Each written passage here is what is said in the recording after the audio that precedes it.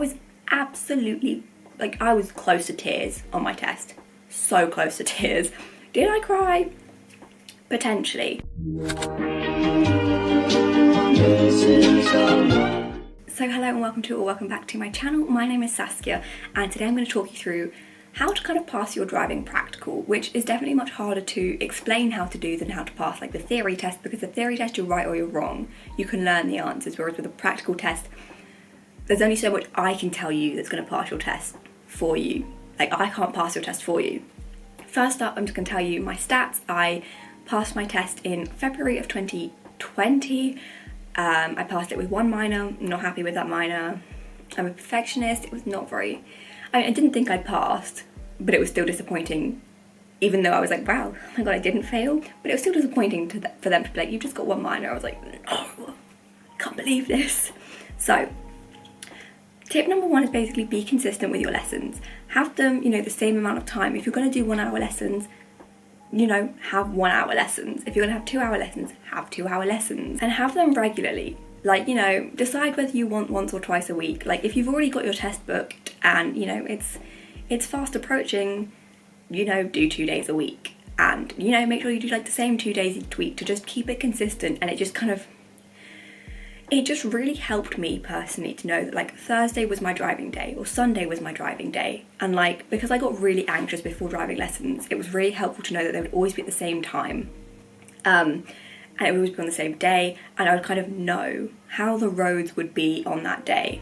And then, if you drive around your the area of your test centre on Tuesdays, which is when you have your driving lessons or something, and you think, wow, this is perfect, and I know at 1 PM you're like, wow, this is great, I could do my test here. Book your test for that same time. Like, when you drive around the area of your test centre, work out when it's best for you. So first of all, ask your instructor as well. Ask them what time should I do my test? Because they'll know. They'll tell you oh, go for the 10 AM or something like that. But when you're having your lessons every week or every however often you have them, if you're driving around your test centre on a Tuesday at 11 AM and you think this is great, there's nobody around, book your test for Tuesday at 11 AM, because it will also help with the consistency that Tuesday at 11 AM is your driving time. Your brain will be right, it's time to drive, rather than it being you have your lesson on Tuesday and then your test is on Friday and you've never driven on a Friday in that place, and then you're a bit oh my god, there's too many cars, I can't do it. Then learn the test routes. You don't have to actually learn the test routes as in oh right, when you come out of the test centre you're going to go left, and you're going to go right, then you're going to go left. But make sure you've driven up all the places you could get asked to drive, because it's very helpful to kind of learn the different junctions and things like that, because there was some confusing little junctions where I was going, and I'm glad I didn't get them on my driving test, but if I had got them on my driving test, at least I had already driven on them, and I could know how much space, how much time it would take me to turn off at the junction, or what speed I needed to go into the junction and things like that. And also it's just kind of helpful to know, because I then kind of knew when I was in my driving test, I knew we've gone straight up this road, we've not turned left, I know where we're going. And I was already pretty confident then. I was well, we're gonna go up here, we're gonna go here, I know where we're going, and I know that we're not doing any scary junctions or routes. It can kind of help you prepare. If in my test I'd started driving towards the scary junction, I'd be right, it's okay, right, think Saskia, how do you tackle this junction? It gives you time to think and prepare how to do the scarier bits if you know the test routes and kind of where you're going. And basically in my test area we had 2 lovely roundabouts. Number one, I hate roundabouts, but then this was traffic controlled roundabouts with 3 different lanes, and 2 of them came from the motorway or something, and it was no. My instructor did something very helpful, and they printed off a Google Maps aerial view of the roundabout and drew arrows on it for me. They were right, so if you're going, if your instructor says take the exit to Newmarket, you go in lane 2 and you come off here. And it was so helpful for me to learn that, because there was only so many times you could get onto that roundabout because it was so busy, to actually practice, take exit 2, take exit 3, that kind of thing. So it was really helpful to have that and just look at it and be right, where am I going? If my instructor says, go to Newmarket, how am I going to get to Newmarket? What lanes am I going in? For like scary junctions and things like that, it was just really helpful to know where I was going. So it's really helpful to have a picture and be like, right, how do I tackle this? If my test person says go to Newmarket, how the hell am I going to get to Newmarket? That kind of thing. So in my test, I had the sat nav rather than following road signs, which I'm so grateful for. But if you either have, I don't know how long even is a driving test? An hour? 40 minutes? 30 minutes? I don't know. You spend a portion of that time either following road signs, so your instructor will be like, follow road signs to Milton, follow road signs to Oxford, follow road signs to London, that kind of thing. Or you have a sat nav, which they will literally just put an address in and you follow the sat nav. Following a sat nav is easy. Like, you briefly look down, it will tell you, take the second exit. And like, I indicated too early once and my instructor was like, nope, not this exit. I was like, thank you. Like, it was not my instructor, my test person literally told me like, you're wrong. I was like, great, thanks. But like, if you are gonna have to, there's a potential that you could be following road signs. So learn the road signs. Make sure that from wherever you're sat, you can see the road signs. Like, make sure your car position is good, that you can actually see where you're going. And like, when you're just driving around on your lessons, have a look at the road signs and double check. Like, ask your instructor to test you and be like, right, if you were gonna go to Milton, where would you go? Like, if you were gonna go to Oxford, which lane are you using? Like, just get them to check that kind of thing, because I don't think you lose like points or get minors if you go the wrong way. But like, don't go the wrong way. It's just better to be sure of yourself that you can read road signs and that you can kind of tell where you're going to be going before you get into the test, rather than getting into the test, then being like, right, follow road signs to Oxford, and you're like, I don't know where I'm going, I don't know how I'm going to get there. Like, it's not going to work. Then another thing, there are the show me, tell me questions. You get asked these, you get asked the tell me question at the beginning of your test. Like, you walk into the car and they're like, right, tell me how you know your brakes work. Nice, simple questions. Some of them are not so nice, but generally they're friendly questions. But there is a list somewhere. I don't know where you get this list. My instructor gave it to me, of every single show me, tell me question. Revise it like you're going to an exam, because it's a driving test. Test being the key word.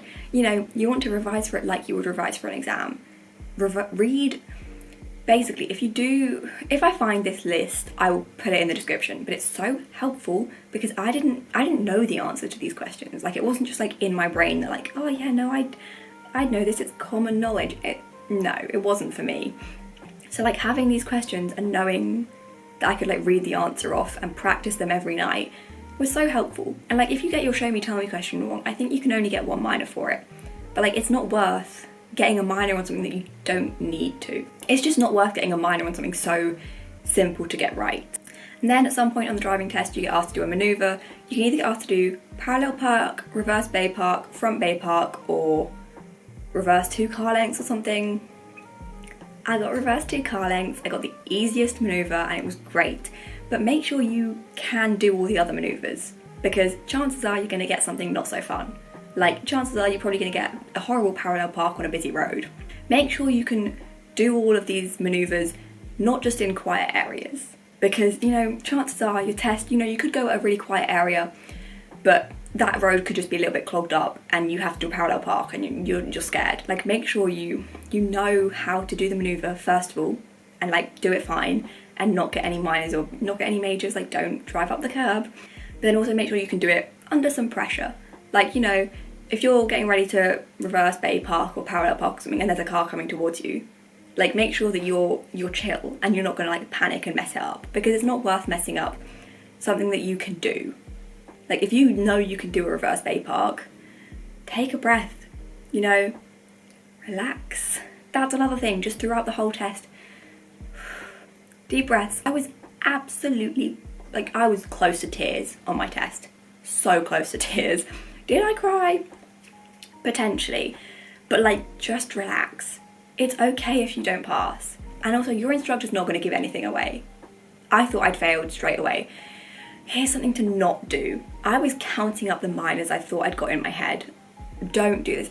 We just left the test centre. We'd been driving for 2 minutes and I was already on 13. I got 1 minor and I was already on 13 in my head.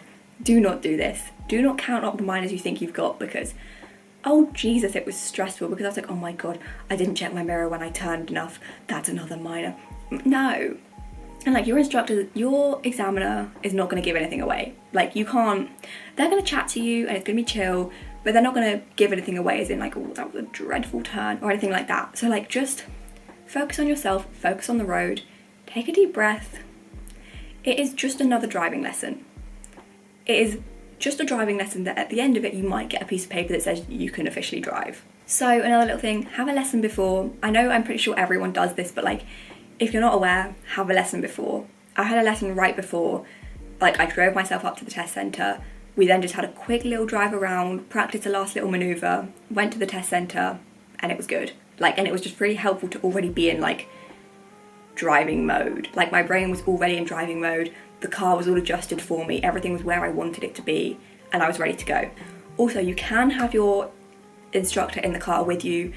If you like them and you think it will be helpful, do it. They can't say anything, they can't do anything. If you don't think it will be helpful, don't do it. I didn't have my instructor in the car because it would not have been helpful for me to just have another human in the car, because I already found it like really hard to look back into the mirrors and like do all of that stuff. Having a person there when I was trying to like reverse park or something would have been so uncomfortable.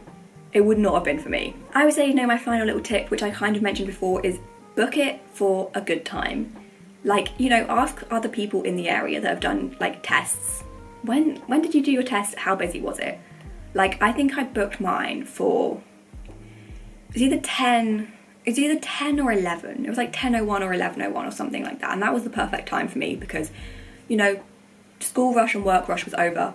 I wasn't going to hit the lunchtime rush. I wasn't going to hit the end of school rush. I wasn't going to hit people coming home from work rush. It was perfect timing for me. So, you know, pick a time that you think is going to be best for your driving. Like, I know some people that book theirs purposely during busy times because it means they're doing less driving. They're sat in traffic. I did not want that. I get really anxious sat in traffic. So for me, I wanted to just be going on pretty much empty road. So that is literally what I have to say. I cannot pass your driving test for you. I wish I could. The only really thing you can do is practice. Like, when your instructor thinks you're ready, you're probably ready. Like, get your test out of the way when you can. Like, just get it done, get it on. It doesn't matter if you get 3 minors, 1 minor, or 13. You still pass. You get the same certificate. You can still drive. You still hold the same license as everyone else. It's just like an ego boost if you get 1 minor compared to if you got like 5. But it doesn't matter. Remind yourself this. Take a deep breath. Have a relax. Go to the toilet before your test. This is something I did. We stopped at like a Tesco nearby. I went to the toilet. We like made sure all the mirrors were clean, all the windows were clean. I could see out of everything and all of that stuff. And don't forget your documents when you go for your test. I think you need your provisional license, obviously, because car. And then I think you need your theory pass certificate. Also, wear comfy clothes. I don't know if this is a thing, but I wore the same clothes to all of my driving lessons. I wore the same leggings. I wore the same hoodie. I worked out the car temperature. Like, I knew that I was perfectly, like, that was, my comfort level was good in that hoodie and like leggings. Like, it was what I wanted. I was most comfortable physically driving in them. I was relaxed.